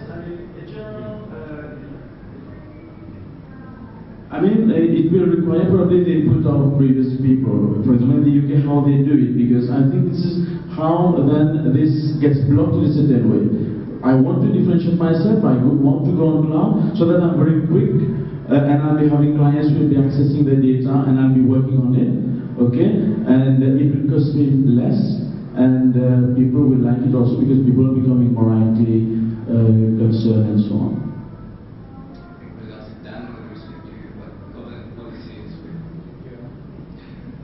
As I mentioned earlier, IT sector itself is very important for Mauritius, and we have put in place, government has put in place a legal framework which is conducive to the development of the ICT sector. There is a Copyright Act, but also in this particular case, I think the Data Protection Act, which is the most relevant one. And as per the Data Protection Act, which deals with personal data, you're not allowed to transfer personal data outside Mauritius, except if you get the approval from the Data Commissioner. And I think what the criteria is to see if the country has data protection policies, legislation in place. I think the use of term, if they are adequate, they have adequate data protection in place. So apart from all the usual precautions that you used to take, I think Christine mentioned about service level agreements in terms of security, locking, and all this. From a data protection point of view, I think you have to comply with the local data protection provisions.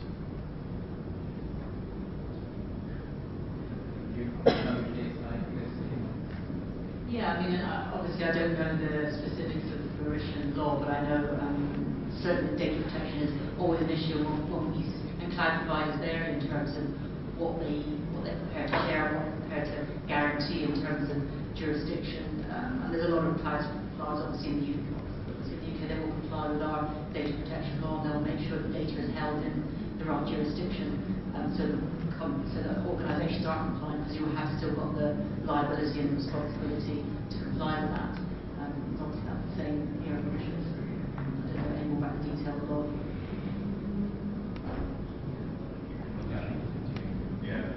I think in terms of the cloud strategy of cloud moving to the cloud, I think one of the things we have to be very cautious about is like locally occupied. We have some sort of like advantage where we mentioned about the data protections. We are living in an interconnected world where the information can sit anywhere. So So I'm pretty sure you people also have some sort of your personal account on the Hotmail or Gmail. You use it for your personal information. Sometimes you share your personal information on that too. But there's a level of trust that you're building up on those agencies, I can call it. Now suppose, for example, you are providing that particular cloud services to your clients. And there's a cloud service provider which is sitting somewhere in the UK or some other part. You are definitely going to take care of your own legal aspects, but what you need to also make sure in terms of that client service, a cloud service provider, what sort of controls and service obligations he has. Because, for example, if this cloud service provider is taking your data in a shared environment, what sort of reliability you have that this information shall not be shared. So I think it can be very hard in terms of your contractual terms, in terms of your protection of your data. And obviously you just ask for an independent assessment of this cloud service provider from a third party to ensure, and they should be reporting back to you. That's a typical model to just assess, okay fine, the service provider has been assessed by an independent party, and which gives me a level of comfort that the data which is sitting at its premises are on the safe hands. Thank you. If I may just make a comment. As I understand it, for the Data Protection Act in Mauritius, is protecting personal data. So you can't put personal data, like your information, my information, outside Mauritius. But if you're running accounts for your clients, I think that's not personal data. So if you're running their journal entries, etc., you can put that on the cloud. Under correction under the legal framework, which I don't know very well on the Data Protection Act. The other point is all the people who are offering services on the cloud, as Vikash was saying, you need to assess how reliable they are. Because a lot of people who are offering already in Mauritius are people like Microsoft or Oracle who already are hosting a lot of information for other clients on their cloud. So I just wanted to maybe comment on the fact that you can, I think, put your data without falling prey into the Data Protection Act of Mauritius, as long as it's not personal data of your client. What the profession says now, in terms of, I mean, will tomorrow, let's say I've done this. Let's say I have kept this data, but tomorrow a client sues me because of this, and probably there's a problem for the software supplier, the cloud supplier. What about the profession? Let's say the Church of the Accountants about what they say about this allowing your client to keep the data of your client on the cloud like this. Is there any specific issues?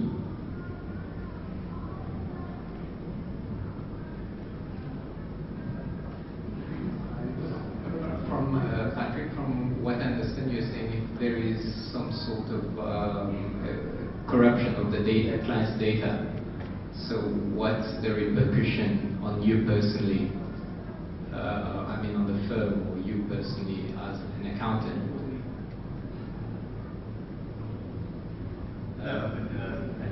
Typically, if you see, let's for example, if you're going for an in-house space service which you're providing, and you can have it at your premises also. So the risk is definitely going to be there, but what you have done is like that now there's a third-party supplier who's managing your data. And how far you are taking those safeguards in your contractual terms is something that you have to just be very careful about. And I think that's the best way of looking and assessing it, because data, if you can talk about your own premises, you cannot be sure tomorrow something happens and anybody can sue those data. Banking, we talk about, banking hold all the information. If tomorrow really something happens to your personal account and this information is lost, it can be a real problem for the bankers. So that's the way you have to assess the risk. If you're transferring, you need to assess the risk in terms of how they are managing this data. Thank you. Another question?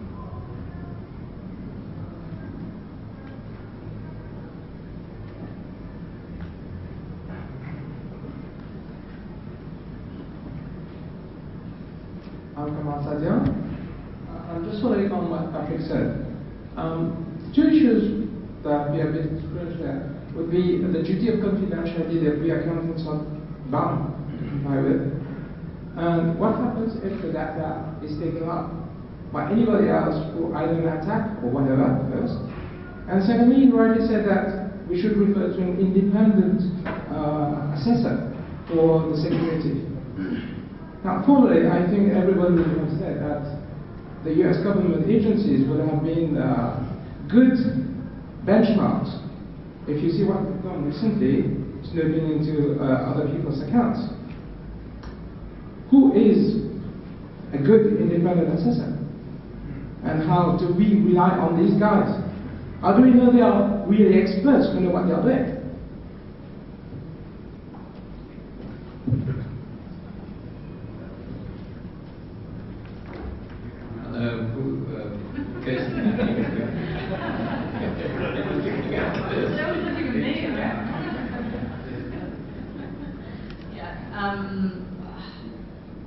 In terms of independent assurance, we have a publication on independent assurance, which is over there, in terms of some of the standards that you might want to look at and ways it can be done. And I think one of the challenges with cloud suppliers is they maybe don't let you do that, so that's something we get to look at in terms of the contract. I think it's fair to say the US reputation obviously has taken a fair battering with Edward Snowden, and my understanding is the cloud industry there has taken a bit of a hit because people are suddenly very nervous about putting their data centers over there, and I think there will be undoubtedly long-term repercussions on that. But in terms of assurance, that we have got a publication around independent assurance and how we go through that process for cloud suppliers, which might provide a little bit more information on specific types of assurance procedures that are available.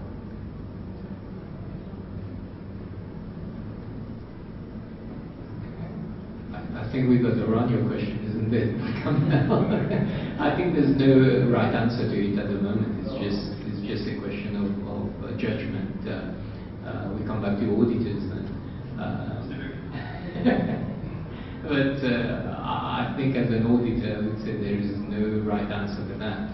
It's just we have to use our judgment and to take precautions here from the outset, and that independent assessor will then judge all your controls that you put in place in order to compile your data. That's the only way that you can get out of it, I would say. If you did something which is without any methodology, then I would say it would be difficult for you to defend yourself. That's my personal point of view. I don't know if more experienced auditors have other point of views. They are welcome. Yeah. Okay, just to share with you, I think it's a very fair question in terms of the judgment, in terms of whether the independent auditor is really doing what he should be doing. Now there's two ways of looking at it. In terms of you as a consumer of this particular service from a cloud service, either you can go forward for hiring your own independent assessment and ask him to do the audit of the third party. That's one way. Or either you ask the third party to have some independent. That's the two model that typically works. Can I tell you logically, like what is really happening if we talk about this outsourcing business which is happening out, and the global giant companies which are already outsourcing those practices to handle by some third parties. Now they have fantastic their own team which comes up and assess the controls on how to really managing their data, and they have some set of standards that they really ask for. There are certain type of contractual terms that they will ask for. So, for example, if you're dealing with some sort of like card-related information processing by third parties, you ask for the PCI compliance. If you're asking for the data, you have to talk about ISO controls, ISO certified. So those are those type of mandates which our organizations are really putting before they talk about outsourcing of their functions too. And obviously, when we talk about the code of conduct and ethics principles, I think as an auditor also, there is some sort of liability you need to follow those too. I hope I will answer some part of it. Actually, we'll take, I think we're running about 5 minutes late, so we'll take a last question and then we'll close the session.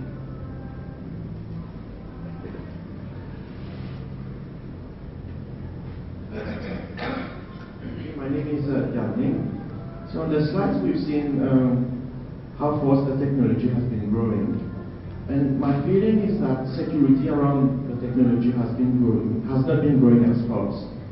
And now we have a new breed of hackers. They do it full time, they do it for money, and even governments are like hacking into systems. don't you feel that if a firm is going to invest in more technology, no matter how much they would invest in security, they are only increasing their exposure to potential data theft?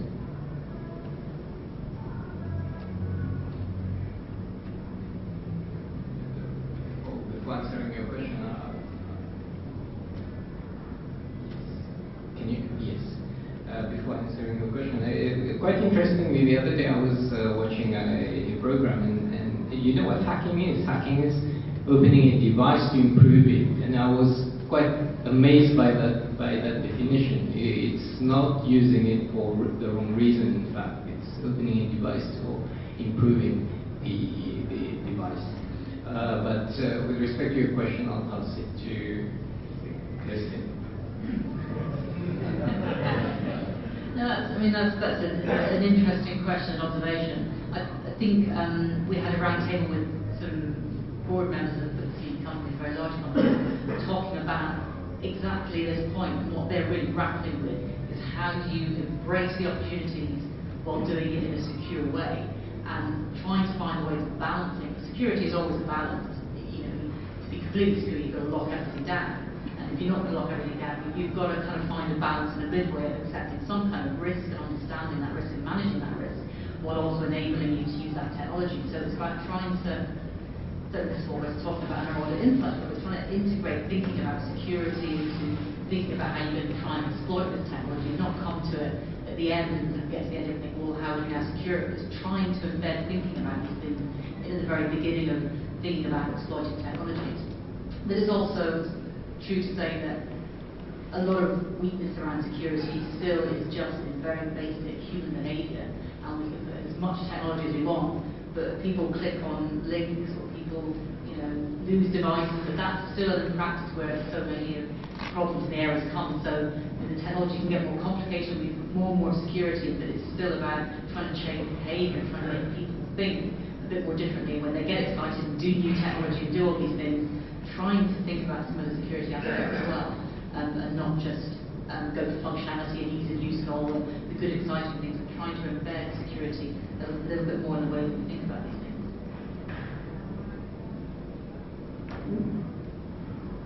I think it's a pertinent point, but basically we have no choice, because all data is now going to be more and more held electronically. Nobody is going back to manual records.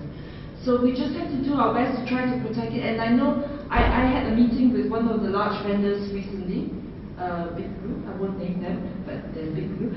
And he was telling me that they have a security tool that they've implemented at one of their clients, Chevron, which is scanning 24 hours a day, 365 days a year, all the computers and devices of Chevron around the world. And they scan something like 4 million transactions a day. And from that, they have a team of people who just do this for security. There is a unit that's set up to do this, and they're just doing this every day. And from that 4 million, I can't remember the statistics it was giving me, but of the 4 million transactions that they scan every day, invariably, on average, they get between 20 to 30 potential threat cases that they have to investigate. So there are tools, we can't get away from it, but there are tools we have to just try to protect as much as possible, and have all these tools to try to monitor on a continuing basis if it's really critical information. But obviously, the most secure system can also be hacked, as in the Snowden case, but we just have to take our precaution. And there are tools out there who are very, very sophisticated to be able to detect all this and prevent security breaches. Thank you, Susie. Thank you, Jen, for your question. Thank you, Madam President.